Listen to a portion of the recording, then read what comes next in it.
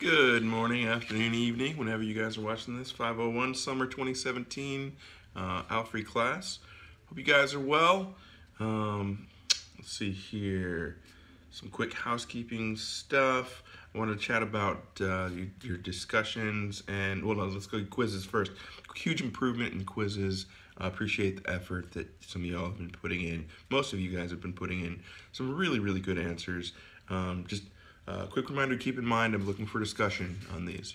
Some of them may seem like questions that you can answer in 5 words. That's not what I'm looking for. I'm looking for some rich thought and discussion on it. 95% more of you guys are doing that and putting that in, and I appreciate it. That's how we dig into this stuff. But yeah, good stuff overall. Let's see, on the quizzes. Yeah, some specifically some of the discussion around Erickson stages.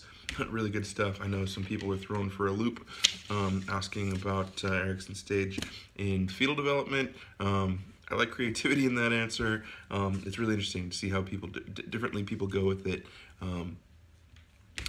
Different ways that can be thought of. No real correct answer per se on that.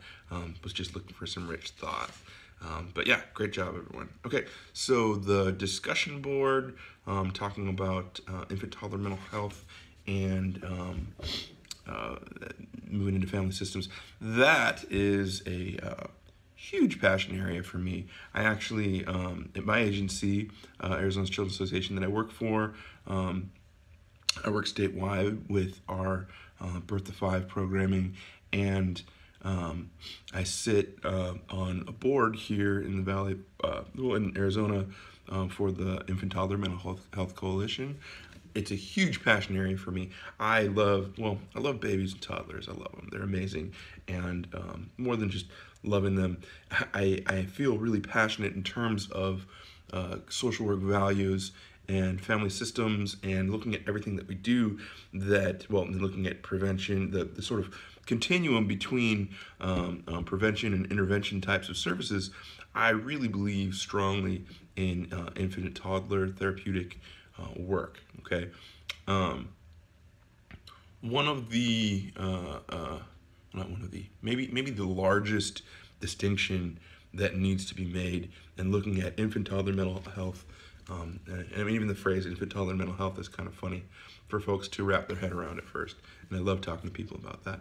But what that leads to is sort of that discussion of why it's different than other types of work.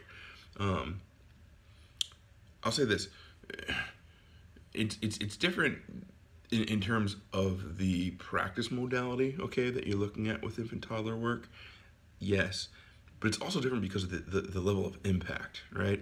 So in terms of bang for your buck in social work and looking at what types of programming actually work and are effective, when you're working with moms and dads and caregivers of infants and toddlers, you're catching things early, okay? So all those other things that we see later on in social work, the issues that we're having, all those things can be mitigated if you catch folks early, and if you catch folks early, and if you show them, or if you help them to come to an understanding of what kids really need, and I'll say that in the infant toddler world, in terms of what kids really need, we're talking about attachment, okay? And you read about that this week. We're talking about attachment. We're talking about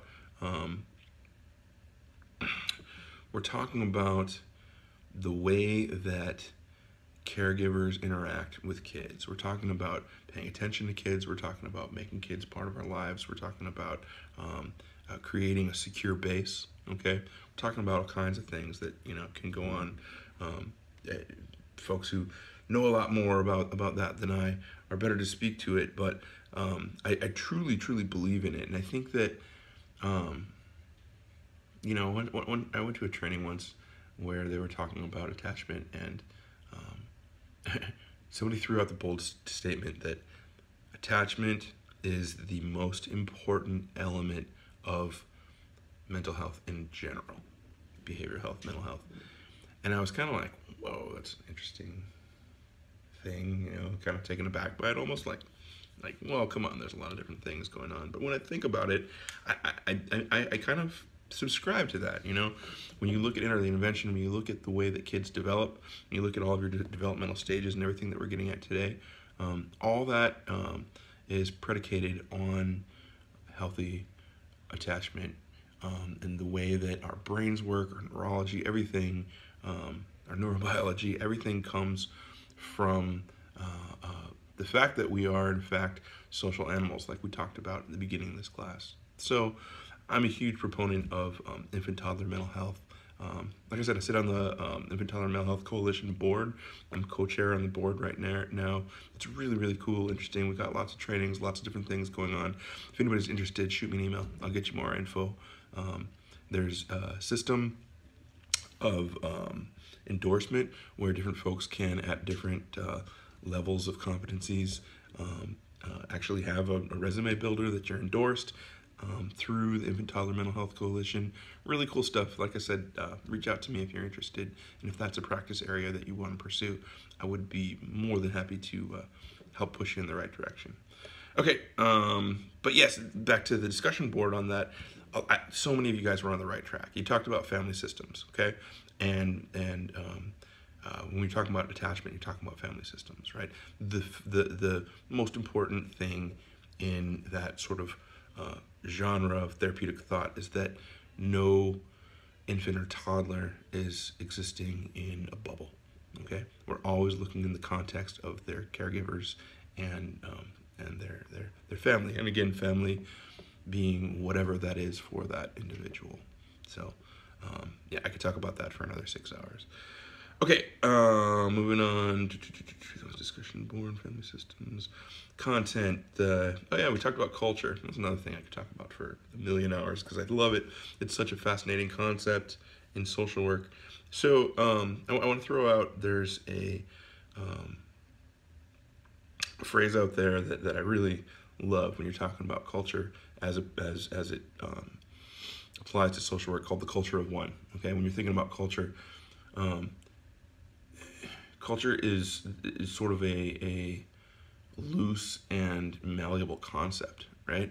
Culture means different things to different people and is a different thing for every single individual, okay? Again, culture of one. So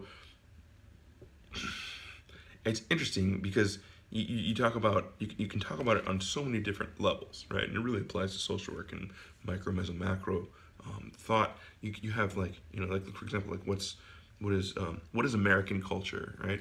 What is Arizona culture? What is, let's keep getting smaller, what is Gilbert culture? What is the culture of my school district that my kids go into? What is the culture of my household? What is the culture of the boys in my household, my sons? You know, like, you keep going down, and culture applies in all those different areas, okay? We as social workers need to look at trends in terms of what different cultures are, where they come from, what they mean. But there's a fine line, and I'm always interested in that fine gray area between looking at, okay, so like when we talk about something like what is African American culture, what is, you know, Asian American culture, what is Asian culture, what is, you know, anything, especially as applies to race or larger groups, you know, religious groups, Muslim culture, Mormon culture, Baptist culture, right? So there's a fine line between culture as it applies to larger groups and looking at trends and looking at norms. There's a fine line between that culture of one and that larger culture, and being careful of looking at trends but not automatically subscribing to stereotypes, okay? And it's hard, okay? But, you know, social workers, we have a responsibility to kind of like hold both of those ends, to know that, you know, somebody coming from a particular culture may have been exposed to X, Y, and Z trend, but simultaneously not assuming that they believe X, Y, or Z, okay? It's a tough thing. So anyways, I could talk about that for a million years. But in terms of culture, that's kind of my big takeaway hope for you guys. Okay, so moving on here to what's going on for the content. this week and next week, we're into the development piece, okay? Social workers need to know a little bit about a lot. I'm gonna say that a million times. This is hugely fast overviews of development. Just kind of look for trends, look for the big ticket things. Know it's important that we know development. I mean, development is something that people specialize in this area and have years and years of work to know what the norms are of kids at certain ages. Like looking at ASQ, it's a great tool to kind of learn what some of our norms are. But again, remembering that they're norms and that that every kid is different, and if they're inside or outside of norms, that can be okay. But it's just that we want to look at trending. Yeah. Okay. So yeah, next week, early childhood, middle childhood, same stuff. Looking at the larger picture. Okay. Due dates. I don't want to take up too much time for you guys here, so I want to get through this really quickly. Due dates coming up. 6/21, June 21st, coming up. You got 12 days to get your papers in. If you're having trouble, please reach out to me. I'm here as a resource for you. I can help you run by ideas if you're having any structural questions or have any questions on the particular sections. I'm here. Shoot me an email, shoot me a text, give me a call. Final quiz 6/23. Yeah, so we're wrapping up. We're on the downslide here. You guys have been doing a lot of reading, a lot of work in a short period of time, and it's about to pay off because you're going to get all that. You're going to take all that stuff we've been learning, throw it into your papers, and we'll get there. So yeah, thank you guys for all the work you do. Thanks for being budding social workers. Please contact me at any time. I'm here for you. Let me know what you need. Thanks, everybody.